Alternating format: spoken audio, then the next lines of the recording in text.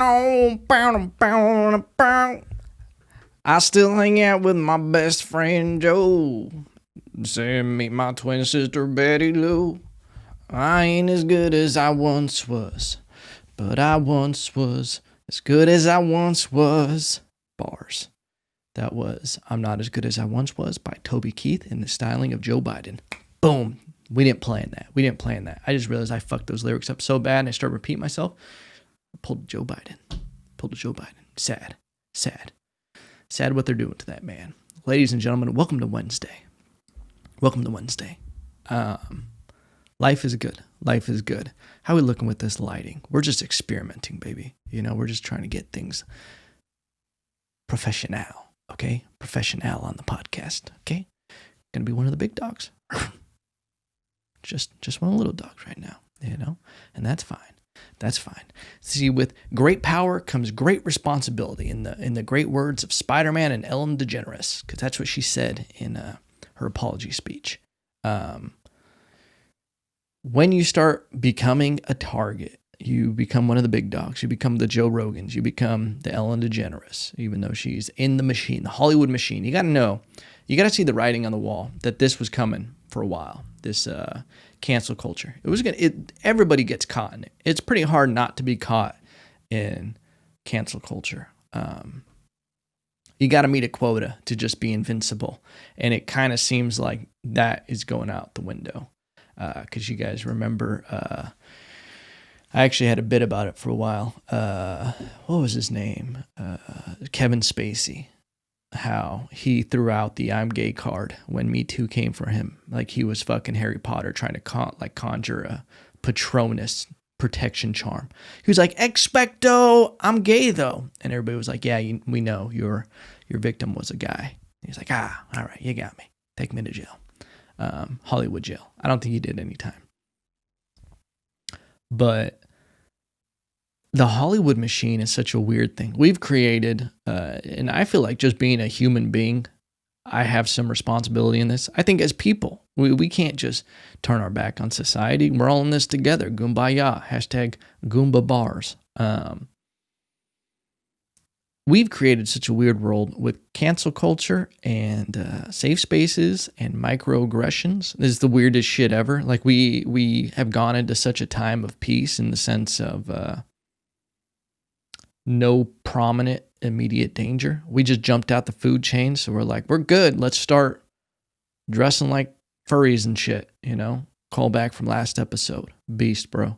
As soon as we jumped out of the food chain, we start getting wacky. When you got too much time just to do shit, you get bored. You're just like, you know what? I like to stretch. Maybe I am a cat. You just start thinking of weird shit to do. And I think that's what happened. And I think also, I think safe spaces as an idea were good. Like when you think about it and you're like, and I'm going to tie this all in, hopefully, Peter Rabbit. When you tie it all in, sorry, I just got text at the same time. And I just repeated myself, hashtag Joe Biden bars. The idea of a safe space is good. Just the idea of it. Creating an environment where people don't feel threatened. Cool. Doesn't sound like a terrible thing. But when you start getting wacky with it, and it's this, I'm coming to the end of this great book, Jordan Peterson, The 12 Rules to Life and Chaos, I think it's called, or The 12 Rules of Life. I just know 12 Rules is in it. And start talking about ideology and everything. If you haven't read Jordan Peterson, watch his videos, YouTube. About how when we start creating these ideologies and these certain things, we have to look at the effect of things that we don't think about.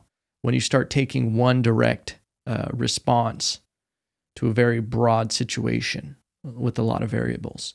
And when you start looking at things like safe spaces, you go, okay, well, where's the limit? Where's the line that we decide to put in the sand? Because I feel like that's something that's happened in the workplace is we've gone down a slippery slope of what is okay and what isn't. And no pun intended, but we've become very liberal with the term of, people's safety and their rights in a workplace. And getting back on topic is I feel like we've just gone so off center of reality and caved. Like, I think we fucked up. It's the same thing like when a little kid pouts, throws a temper tantrum and you cave in once. They're like, oh, this shit works. When I cry and scream, it works. Like, you set that precedent. We've done that with cancel culture, and we've gotten to a point where to rip off the Band-Aid is going to be wild. Like, it's not just going to be easy. We didn't correct this in the beginning, and it's now grown into a fucking snowball coming down the fucking mountain, and it's now an avalanche. And a lot of people are getting caught in it. And it's like to the point where now you're seeing something of what started in colleges and the ideology of it all, of safe space and equality and all of that, which I'm all for equality of opportunity. I don't think equality of outcome is a real thing. That it literally just goes against reality of equality of outcome, because you measure two different things. And I don't want to get into equality of pay, equality of outcome, equality of all of this, because we aren't equal. We're all literally unique people with different skill sets. And I don't know why we would ever want equality of outcome, because we don't all want to do the same exact thing. And there's no way to actually measure people's contributions in different areas and different industries and what they provide. I like the argument of when people say, not that I like the argument, but I see the reality of it, is I think there should be a direct correlation of input versus output, of how much you get based on what you provide. I think this is why I think law enforcement is insanely unfunded. Like, we need more training and everything like that, because the job that they do is critical. So when you start seeing, and teachers is another example of this, when you see teachers, literally probably the most critical job there is, shaping the minds of the youth, there needs to be more accountability for it, and also more pay. Make it a position, a high school teacher, a middle school teacher. Make it a profession, something that is like sought after, that we hold in high regard, not, oh, he's a junior high teacher. You just kind of go, But if someone's like when you start looking at how out of balance everything is, and this is like, I could tie this into like The Social Dilemma, the movie about everybody all of a sudden is like, oh wait, social media is bad for you? Oh my God, I thought it was great that I look at my phone 4 hours a day. Oh, I shouldn't be able to see all these titties and asses on Instagram? What? What's a dopamine rush? You fucktards. Just kidding. I'm glad. I have a limit on my phone where 15 minutes a day on Instagram, 15 minutes a day on Facebook. Do I go past that limit sometimes? Yeah, I do. But I don't sleep with my phone in the room. I make sure I journal, get coffee, read, make the bed, and have my morning before I ever even look at my phone. Because you got to limit that shit. You can go down a rabbit hole, and not a good Peter Rabbit hole bar. You get lost on it. But, I got lost in this rabbit hole of what I was trying to tie this into. But the way it is we've created, I think there's going to be a bounce back of social media and how much, influencers. There is no way some fucking little girl on TikTok going like this, ready? I'm a savage, has 100 million followers. It's so out of balance, we put too much influencers, musicians, comedians, even though I might be biased with how I think comedians are actually a good role in society.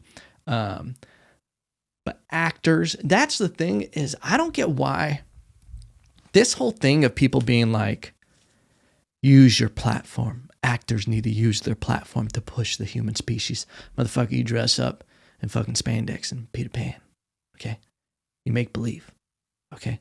Your job is to literally play pretend. You play pretend. And that's why you can't trust actors. I feel like they're just too good at faking emotion.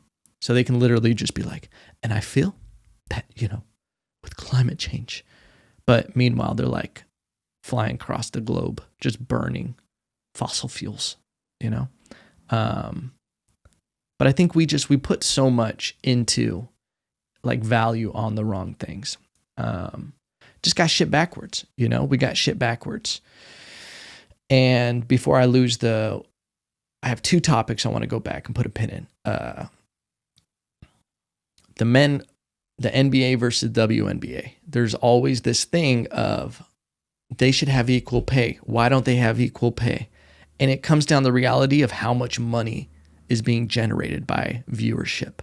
There's a direct correlation with how much is paid versus how many people are invested in watching, buying merch, and all of that, buying tickets to the games. And that's how they break up the pay. I think that's a fair system. I really do. Now, the athletes are making an absorbent amount of money, insane, astronomical compared to what they do, but they also generate that much money. Now, there's an argument for should players be making more based on how much the teams are making? That I don't know. They're providing the infrastructure. But I just know the women's and the WNBA doesn't make nearly as much money as the NBA. So it's like equal opportunity. You should have the opportunity to generate that money. But it's like, if there's not enough money coming in, there's no way you can get the same amount as LeBron James if the entire organization is probably not even pulling in as much money as LeBron James. And it's not a sexist thing, even though it'll probably be turned into it. It just comes down to numbers. And that's why, like, when I get torn because I watch a lot of UFC, just bleed, bro.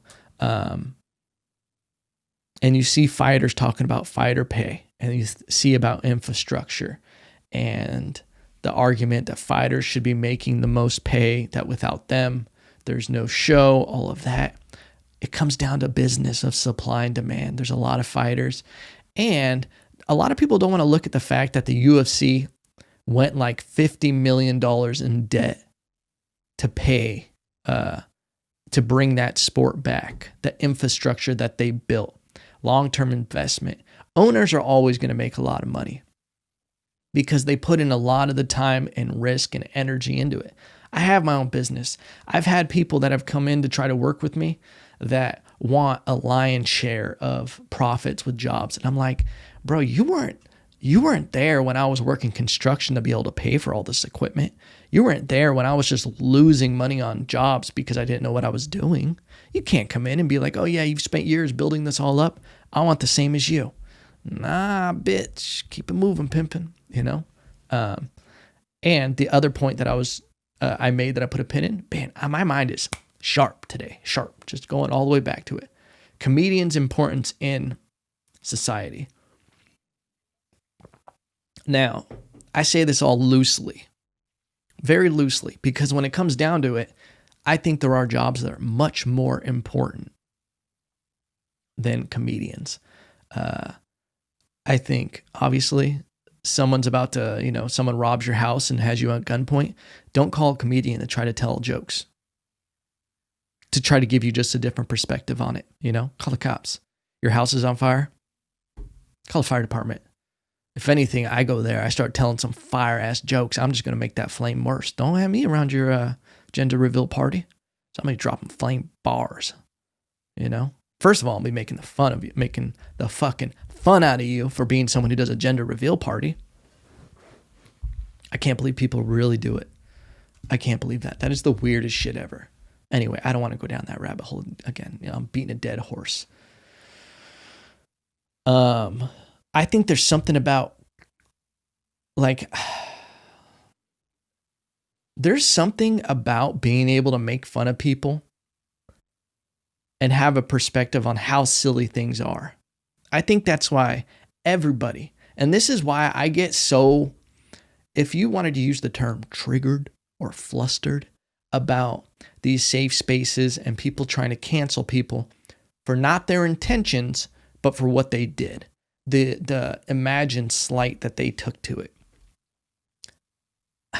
You have to learn how, you have to have a sense of humor, and you have to not take things so serious and not be so sensitive.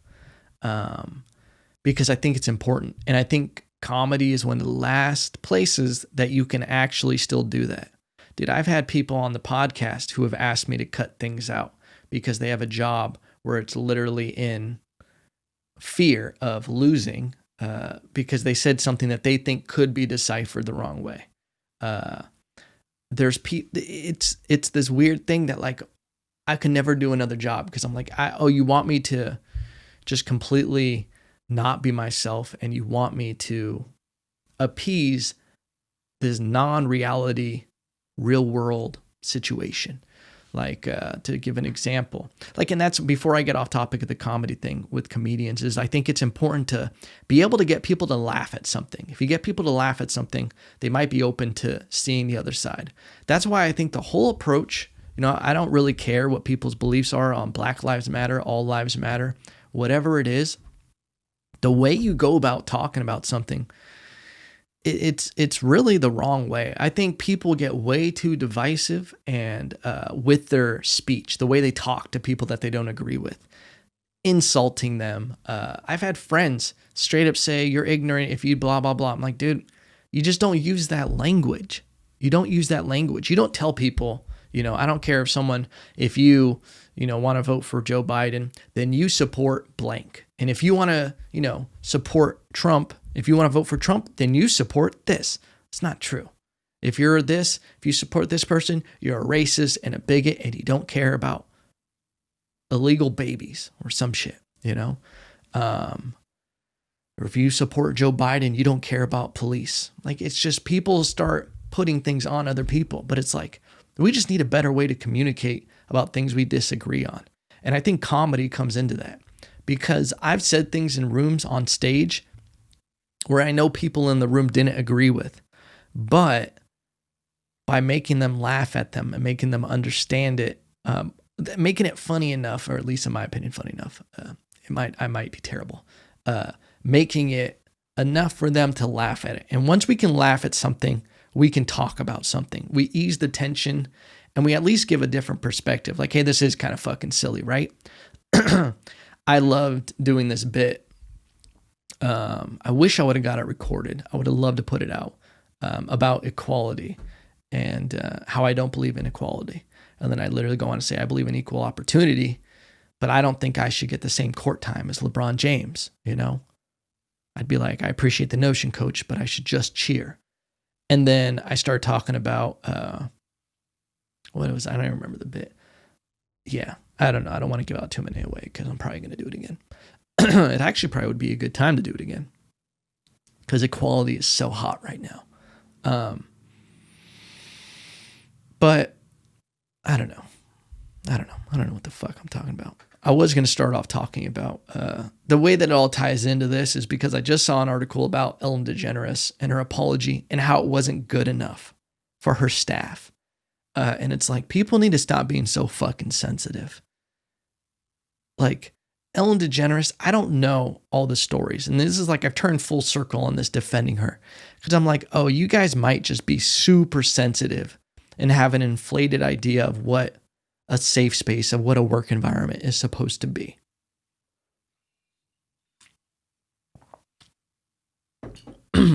Someone wrote about it, about how, let's see, what was this quote? She said, how was your guys' summer?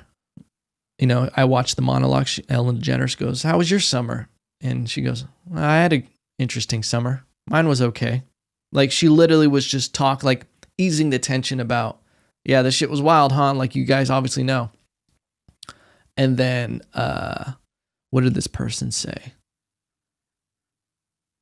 She said, a former employee, not only did Ellen turn our traumas into a joke, she somehow managed to make this about her. What? She just opened with a joke and she apologized. And I thought it was good. I don't really give a shit about it at the end of the day. That's the thing, is you play stupid games, you win stupid prizes. You wanna dally into that world of Hollywood and that machine of cancel culture. You're in the thick of it. You're in the fucking eye of Mordor or whatever the fuck it is, the eye of Sauron. You're in it, okay? You listen, downtown when there's a full moon, there's werewolves, but you still want to go down there because you like the chicken wings. You get eaten by a werewolf. You knew they were down there. Okay. That's how I feel about it. But I also am like, this has gotten so ridiculous because when you start seeing certain stories and things going on, you kind of just like, you put it through your relative experience where you're like, what that means to you. It was a toxic work environment. What you do is you imagine what a toxic work environment is for you. That's what I do because I go vicariously through it, but put it through my own experiences. And I'm like, man, a toxic environment would mean this. You know, they're not giving opportunities. They're literally treating you with blatant disrespect. But it can mean something completely different because obviously the way this former employee that talks about their traumas and making them a joke, those traumas could have been like, I just felt ignored at today's meeting. And it's like the reality is, if you were probably ignored in a meeting, you probably just didn't bring enough to the table. You got to work hard. You got to actually make yourself valuable. And it's like, it just gets so ridiculous when we go down this world of this cancel culture. As you can see, this shit gets me fired up bars. Because I also read an article about Joe Rogan. Joe Rogan, my boy. Shout out to Joe Hulk Hogan Rogan. The censorship with his Spotify deal. Now, one thing I respect about Joe Rogan is he kind of just doesn't give a fuck. And he doesn't read comments. One day I hope to get to that place where I'm like, I don't give a shit about comments. But there's been a lot of conspiracy about certain episodes being censored on Spotify. People went down the rabbit hole instantly. And it was like Spotify said, we're still trying to get the whole catalog. It's a lot of episodes. Some aren't going to be up immediately. And this was the deal he had with Spotify. They weren't going to try to push his show in any direction. You know, legally, I don't think they're obligated. People say Joe Rogan did it for the money. Maybe he did, but the truth is I think Joe Rogan's had fuck you money for a while. And you move to Texas, you don't need a lot of money to have fuck you money. You can do a lot more there. He can live comfortably the rest of his life just doing the podcast, stand up, whatever he wants. He doesn't need this Spotify deal. I've checked the numbers, okay? We all have Google.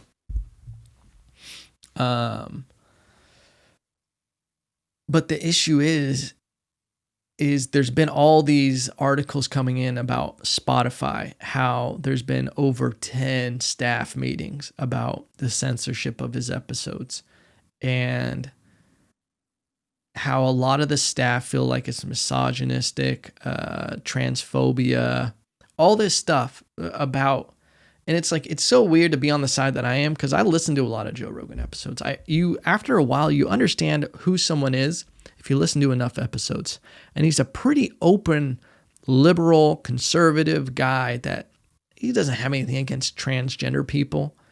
But he also doesn't cower to it, the cancel culture and everything like that. And I think when you just get too big and you dip your toe into the mainstream world, which is what he's done with Spotify, you start becoming a target. And there's a lot of people that always hated him because they're part of cancel culture and he just didn't do it. And then you see them watching from a distance because they can't do anything about it. But then now, because he stepped into the Spotify world, they feel empowered. They have some kind of thing that they can try to get him canceled for. And apparently there's been a lot of meetings and some of the staff feel like they aren't welcomed and that they aren't important to Spotify and they're not being heard, even though they've had like over 10 meetings. And they've decided not to remove certain episodes. And good, because you know what? If Spotify starts this here with the biggest podcast that they have on there, tying this back to the beginning, it's a slippery slope of censorship. And where does the line lie? Because all it's going to take is people to feel offended by something. That's the issue. Is it's no longer about people actually offending people. It's people's interpretations of offense. And I think that's dangerous for free speech. in a lot of ways, free speech on social media is gone. Okay? Because we're starting to see it, even with I saw this thing going around. I didn't really look into it, but I saw there was a bunch of celebrities jumping on the train of Instagram and Facebook about censoring hate. Don't allow hate speech. It was a hashtag. I saw Selena Gomez and all these other people were into it. And they're basically threatening that we're going to deactivate our accounts to Mark Zuckerberg and everything if they don't start censoring dangerous speech. Now, what they consider dangerous speech, is it political beliefs that are different than yours? Because this is when we start getting into an issue, is when we start classifying different speech as hate if it isn't really that. When you start looking at, I'm all for censoring hate speech. If there was a time when hate speech and pure violence, there's some things that don't need to be on social media. I think if you're using blatant, established words that are offensive, I don't necessarily think you should be allowed to post them. But on the catch-22, I'm like, well, where does it stop? Where do we decide things are offensive? Obviously, we have some words in our Rolodex that we already have pretty concrete evidence that they're offensive. But then you start getting into weird areas of censorship.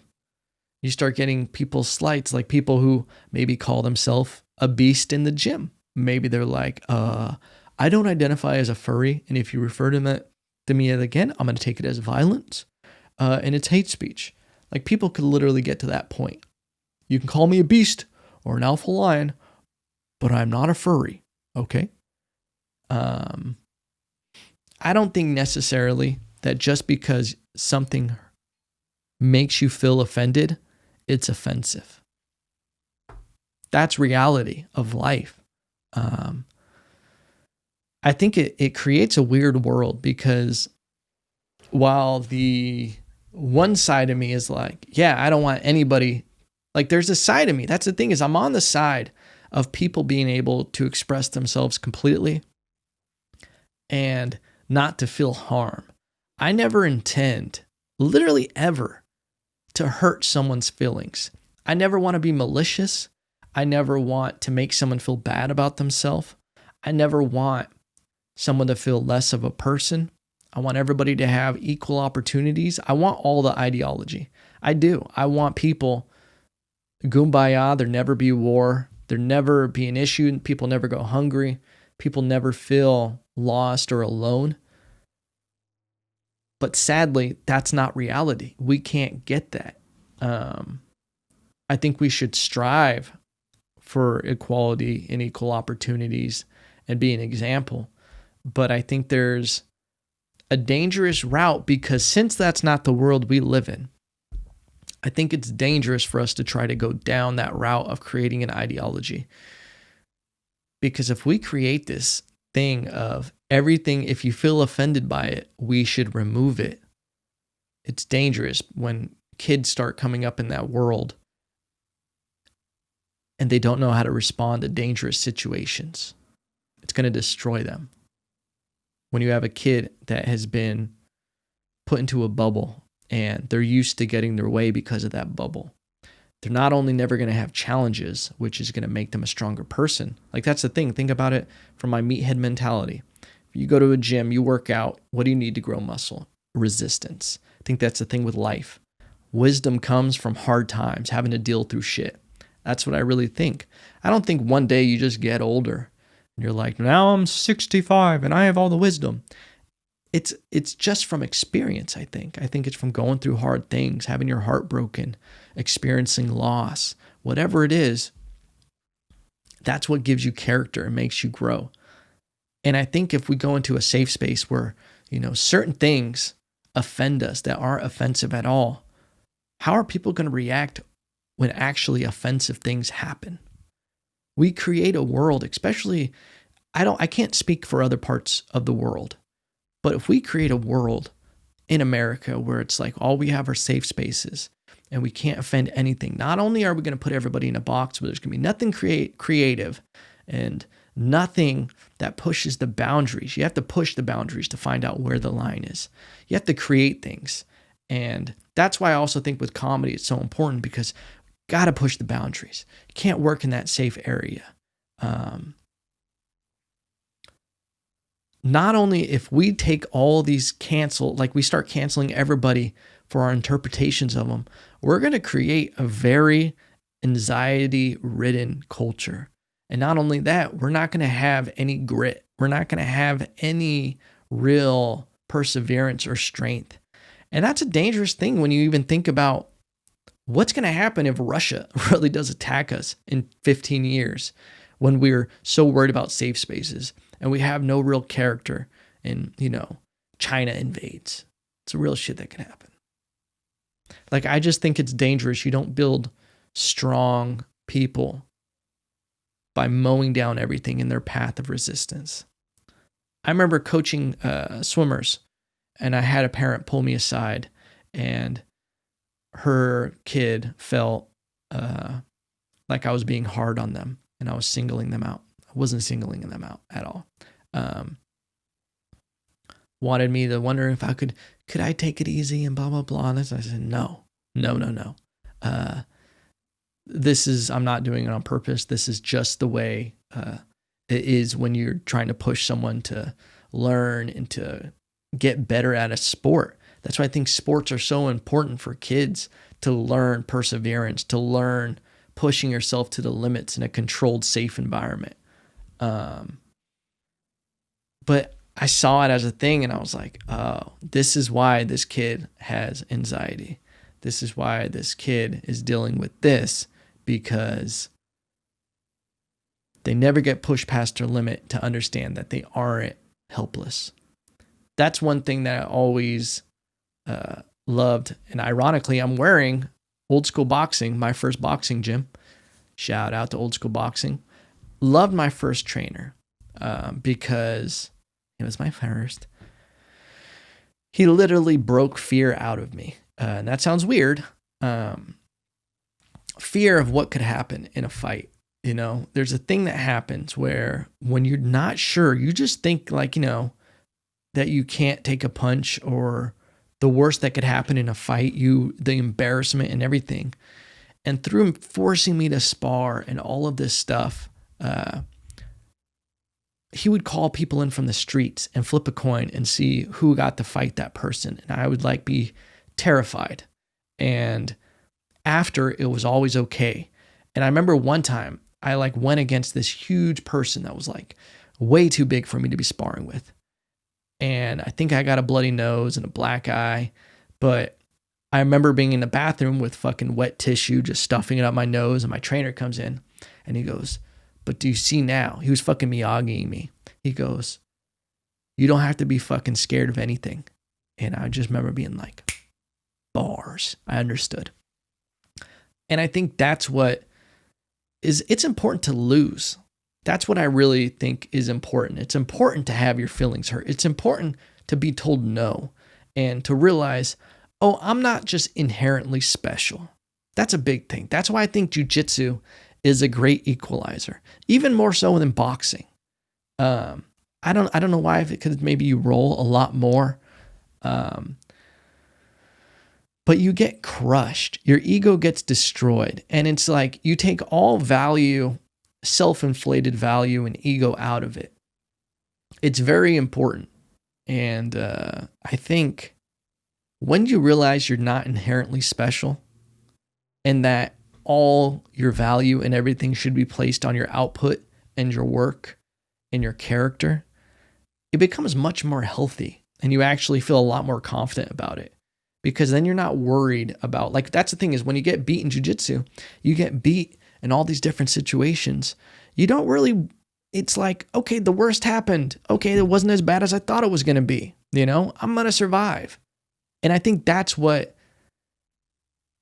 is lacking in some people who don't have that equalizer. They don't have a situation like that. If you constantly are in safe spaces, you're scared to fucking go out of them, because you're oh, I don't want my traumas triggered. But it's why don't you try to get strong enough to where those traumas can't trigger you, when little slights can affect you?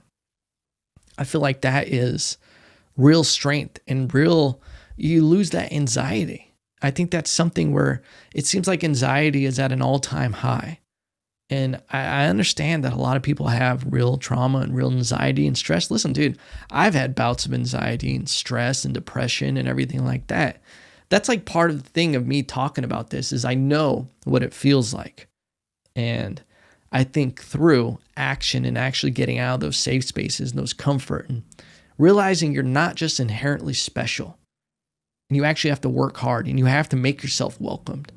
Like that's what doesn't sit well with me is like people victimize themselves. When you start reading about, wow, she made my traumas, our traumas about her and managed to make jokes about them and make it about her. That is someone who has a super over self-inflated ego about how important they are and how special they are. When you have people in a Spotify deal, employees being like, I didn't feel heard and I didn't feel welcomed. Well, fucking quit. If you don't feel that way, go somewhere else. No one's inherently should just feel welcomed. You know, it's just weird. Anyway, that's my fucking bars for the day. I'm sorry we got so serious, but I just read those. That's the thing. I can't read these articles before I start. I had other things I was going to talk about. I was going to talk about Carol Baskins, how Tiger King ruined her life and she was crying. Fucking Tiger King ruined your husband's life, lady. Okay? Oh, you mean the show where everybody found out that you killed your husband and you fed him to tigers? That ruined your life? You ruined your husband's life. And Carol Baskins, I'm just kidding. I don't know if you actually killed your husband. I think she did it though, right? But anyway, I love you guys. We're going to start setting up some more shit with this podcast. We're going to make it more interactive for you cool cats and kittens. Bars. Carol Baskin bars. And yeah. So be on the lookout for that. I don't know what that means. I don't know why I dropped a very mysterious teaser at the end. But remember, no matter what, I love you.